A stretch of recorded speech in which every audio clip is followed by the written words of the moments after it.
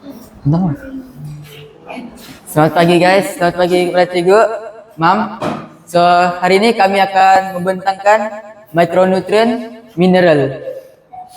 Mau aku sambung nggak? Boleh? Seperti yang kita tahu, nutrien terbagi kepada dua kan, yaitu makronutrien dengan mikronutrien. Makronutrien yang diperlukan dengan yang kuantitas yang banyak, mikronutrien diperlukan dalam kuantitas yang kecil. Mikronutrien diperlukan dalam kuantitas yang kecil. Contohnya mineral. Yang kemudian mineral nih dia adalah bahan inorganik, dia macam apa namanya? Yang anu lah, yang penting lah. Lepas itu mineral ini dia terbagi kepada dua juga, yaitu makro mineral dan mikro mineral. Kamu tahu juga kan makro sama mikro kan yang diperlukan dalam kuantitas yang tertentu. Oke, yang pertama mineral dia punya jenis-jenis makro mineral yaitu kalsium, fosforus, magnesium, potasium, natrium dan sulfur. Untuk mikro mineral pula yaitu ferrum, kuprum, zinc, iodin, kromium dan selenium. Kuprum tu lebih dikenali sebagai copper lah atau kuprum. Oke. Untuk pertama kita ke makro mineral. Yang pertama adalah kalsium. Untuk fungsi kalsium ni, dia membantu membina tulang dan gigi yang kuat, mempercepatkan pembukuan darah serta fungsi otot dan saraf. Sumber kalsiumnya ialah susu, daging dan keju. Kalau kekurangan kalsium, dia jadi otot kita jadi kejang. Lepas tu kalau kelebihan kalsium pula, dia jadi batu karang atau ginjal lah, batu ginjal gitu. Oke, yang kedua batu karang sama. Oke, yang kedua makro mineral adalah fosforus. Fungsi fosforus nih dia juga pertumbuhan tulang dan gigi, keseimbangan asid dalam badan. Untuk sumber fosforus nih, produk tenusu, daging hasil dari bijirin. Untuk kekurangan fosforus nih, dia sama juga lemah otot dan sakit tulang. Untuk kelebihan fosforus, dia masalah kesehatan buah pinggang juga macam tadi. Oke, makro mineral magnesium. Fungsi magnesium nih, dia membantu sistem pencernaan menyerap zat makanan ke dalam sistem tubuh. Sumber magnesium ialah bijirin, daging, susu, sayuran hijau, dan kacang. Untuk kekurangan magnesium pula, dia sama juga kekejangan dan kelemahan otot, masalah jantung seperti degupan jantung yang tidak normal.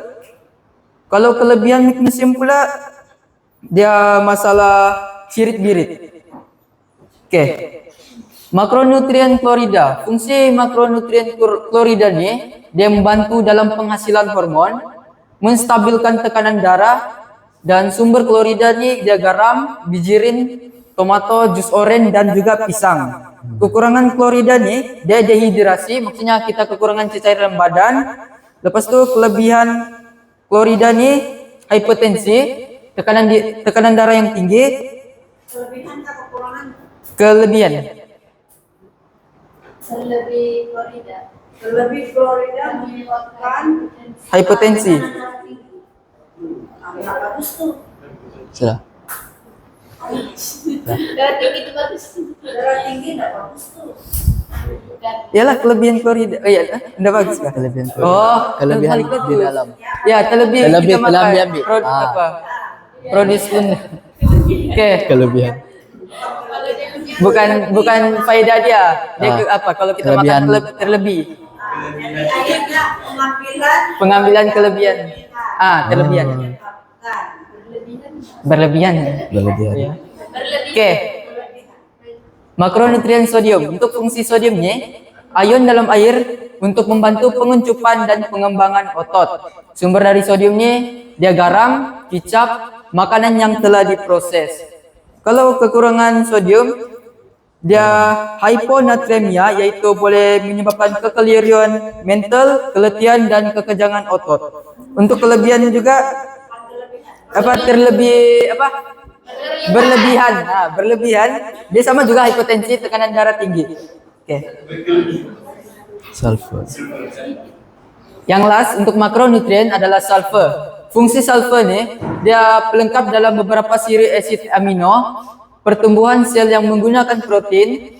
Sumber sulfur ni, makanan yang mengandungi protein. Untuk kekurangan sulfur, Dia masalah kesehatan pada kulit, rambut dan kuku jika kekurangan akan berlaku. Untuk berlebihannya, sulfa yang berlebihannya, dia pengambilan berlebihan mungkin menyebabkan masalah cirit-birit.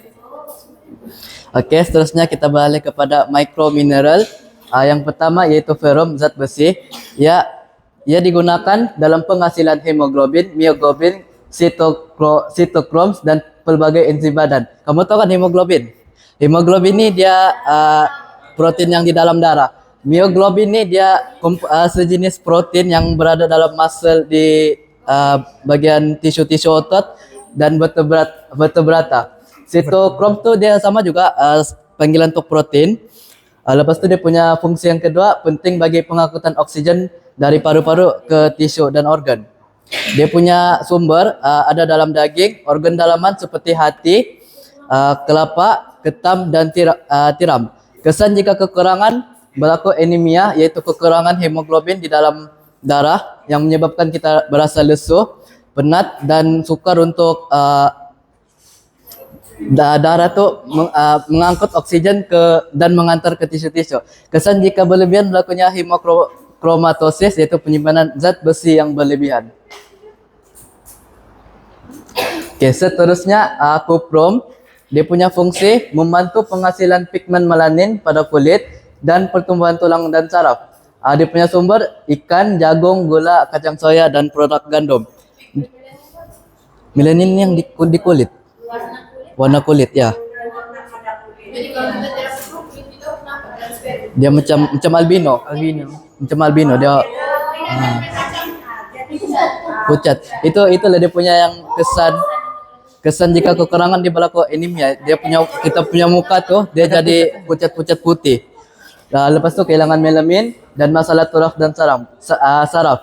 Kesan jika berlebihan keracunan tembaga dan kerosakan hati. Ya, dia copper kan? Kuprum. Oke, yang seterusnya zinc. Dia punya fungsi meningkatkan penghasilan antibodi, kita punya imunisasi dan mempercepatkan penyembuhan luka. Dia punya sumber dari daging ayam, susu, produk gandum dan candida yeast.